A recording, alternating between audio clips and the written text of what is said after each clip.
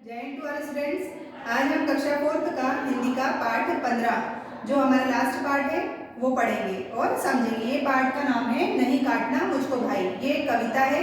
इस कविता में कवि ने पेड़ों को नहीं काटने के बारे में बताया है ना। और पेड़ अपने बारे में मतलब बता रहे हैं कि मैं उन्हें क्या क्या सुविधा देता हूँ मनुष्य को, और मनुष्य मेरे साथ कैसा व्यवहार करते हैं, है ना। और वो उनसे प्रार्थना भी कर रहा है कि नहीं काटना मुझको भाई। तो आइए देखते हैं हम इस पाठ के अंतर्गत पेड़ अपनी भावना किस प्रकार व्यक्त कर रहे हैं। तो आइए बच्चों देखते हैं हमारी कविता जिसका नाम है नहीं काटना मुझको भाई। देखिए इस चित्र में क्या कर रहे हैं, ये पेड़ प्रार्थना कर रहे हैं। किनसे? मनुष्य से प्रार्थना कर रहे हैं कि भाई मुझे मत काटो। लेकिन फिर भी क्या है, चित्र में देखिए कैसे पेड़ों को काट रहे हैं, है ना। तो इस कविता के माध्यम से कवि यही बताना चाहते हैं कि पेड़ हमें क्या क्या चीज़ें देते हैं, हमारे लिए कितने लाभदायक हैं, लेकिन फिर भी हम लोग क्या करते हैं, हमारी सुविधा के लिए पेड़ों की कटाई करते हैं, है ना। तो वो हमें नहीं करना चाहिए। तो पेड़ एक हमसे प्रार्थना कर रहे हैं कि नहीं काटना मुझको भाई। जो मनुष्य हैं उनसे प्रार्थना कर रहे हैं कि आप लोग मुझे मत काटो। ठीक है, तो अब हम इन पंक्तियों की एक एक लाइन पढ़ते हैं और इनका अर्थ समझते हैं। तो चलिए शुरू करते हैं।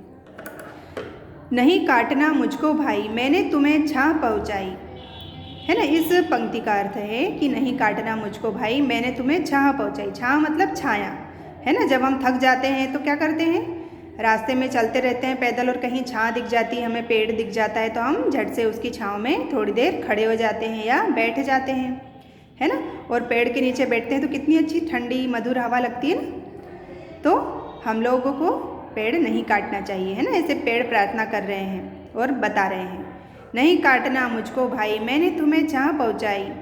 जब सूरज जब ऊपर चढ़ जाता राही यहीं बैठ सुस्ताता, मीठे फल वह मेरे खाता बदले में क्या कुछ दे जाता, है ना। पेड़ कह रहा है कि जब तेज सूरज की जब धूप लगती है तो जो राहगीर रहता है, जो रास्ते में जाता रहता है, तो वो क्या करता है, तेज सूरज की धूप से बचने के लिए वो क्या करता है, मेरी छाँव में बैठ जाता है, थोड़ी देर आराम कर लेता है और मेरे जो मीठे फल होते हैं वो भी खाता है। तो मैं ये सारे लाभ पहुंचाता हूँ इंसान को, मनुष्य को, लेकिन फिर भी इतने सुख सुविधा उसे देने के बाद भी वो बदले में मुझे कुछ भी नहीं देकर जाता, है ना। वो बोल रहा है बदले में क्या कुछ दे जाता। वो पूछ रहा है कि मैं मनुष्यों को जब वो धूप से जलते हैं तो मैं उन्हें छाँव भी देता हूँ, मेरे फल खा के वो मेरे पेड़ के नीचे आराम भी करते मेरी छाँव के नीचे, लेकिन बदले में तो वो मुझे कुछ भी नहीं दे जाते। तो कृपया मुझे मत काटो, है ना। ऐसे पेड़ प्रार्थना कर रहे हैं इस पंक्ति में। अब देखते हैं अब हमारी अगली पंक्ति। सेवा की है करी भलाई नहीं काटना मुझको भाई, मेरी जड़ी बूटियाँ लेकर बनती दवा हकीमों के घर, खाकर उसे ठीक हो जाते बूढ़े लड़के सब सुख पाते, है ना।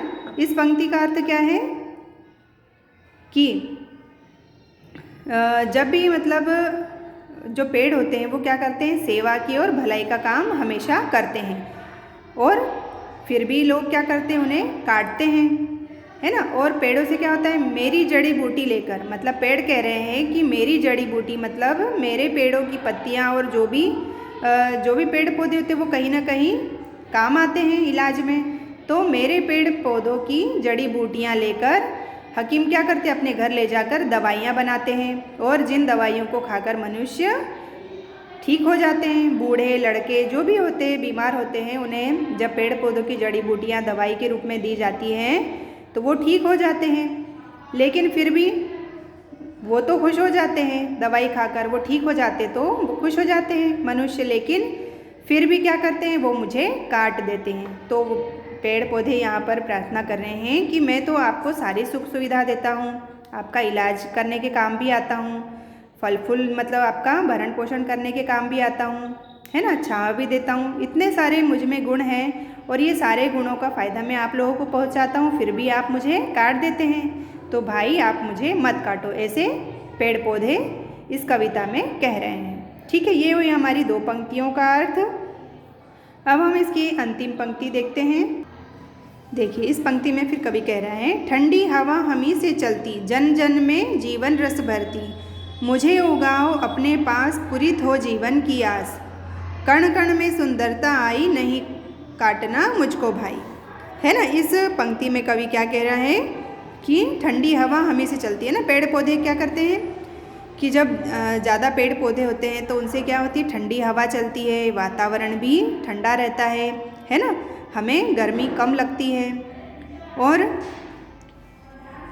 जन जन के जीवन में रस भरती, मतलब कि जब पेड़ पौधे होंगे तो चारों तरफ हरियाली होगी और हरियाली देखकर तो हम सभी का मन खुश हो जाता है, आनंद से भर जाता है।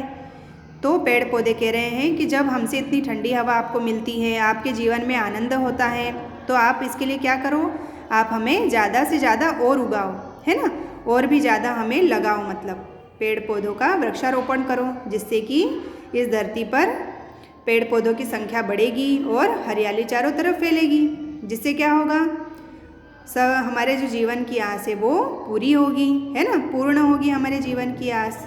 जो हमारे जीवन में आशा होती है, हमें पेड़ पौधों से अनेक चीज़ें मिलती हैं। अगर पेड़ पौधे नहीं होंगे तो बारिश भी नहीं होगी, बारिश नहीं होगी तो हमें जो खेतों में फसल उगाते हैं वो भी नहीं अच्छे से आएगी, और जब फसल नहीं आएगी तो हमारा भरण पोषण कैसे होगा। तो सारी शुरुआत कहाँ से होती है, पेड़ों से। तो हमें हमारे जीवन को अच्छे से चलाने के लिए पेड़ों को लगाना चाहिए, उन्हें काटना नहीं चाहिए, है ना। जो चीज़ हमारे काम आती है उससे तो हमें कभी भी नुकसान नहीं पहुंचाना चाहिए, लेकिन फिर भी पेड़ पौधे तो चारों तरफ सुंदरता लाते हैं, है ना। कण कण में सुंदरता आई, मतलब कि पेड़ पौधों से ही कोने कोने में सुंदरता और हरियाली बसती है। अगर पेड़ पौधे नहीं होंगे तो सारा जो धरती है वो कैसी बंजर हो जाएगी। पेड़ पौधे नहीं होंगे तो हमारा जीवन भी संकट में पड़ जाएगा। तो इतनी सारी चीज़ें हैं जब हमें पेड़ों से प्राप्त होती है, उससे फल फूल प्राप्त होते हैं, ठंडी हवा मिलती है, छाँव मिलती है ना, जलाऊ लकड़ी भी मिलती है। ये सारी चीज़ें हमारी सुख सुविधा की हमें प्राप्त होती है, लेकिन फिर भी हम क्या करते हैं, पेड़ों की कटाई कर देते हैं, है ना। तो ये हमें नहीं करना चाहिए। अगर ज़रूरी है तो कटाई कर रहे हो, लेकिन उसके साथ हमें ज़्यादा से ज़्यादा वृक्षों को भी लगाने की ओर जागरूक होना चाहिए। तो हमें ज़्यादा से ज़्यादा पेड़ लगाना चाहिए, है ना। तो ये थी हमारी कविता, है ना, जो पेड़ कह रहे हैं कि नहीं काटना मुझको भाई। जितनी सारी सुख सुविधा जो हमें देता है उसे हमें नहीं काटना चाहिए, ठीक है। तो ये थी हमारी छोटी सी कविता, नहीं काटना मुझको भाई। तो आप इस कविता को अच्छे से पढ़िए, कविता को याद भी कीजिए इसकी पंक्तियों को, क्योंकि एग्ज़ाम के लिए ज़रूरी है। आप इस कविता की जो मैंने अर्थ समझा है इसे भी आप सुनिए, ध्यान से इस वीडियो को समझिए, और इसके जो बैक एक्सरसाइज हैं वो मैं आपको PDF के माध्यम से सेंड कर दूँगी। तो आप आपकी CW कॉपी कंप्लीट करिए, ठीक है। आज के लिए इतना ही। जय हिंद, धन्यवाद।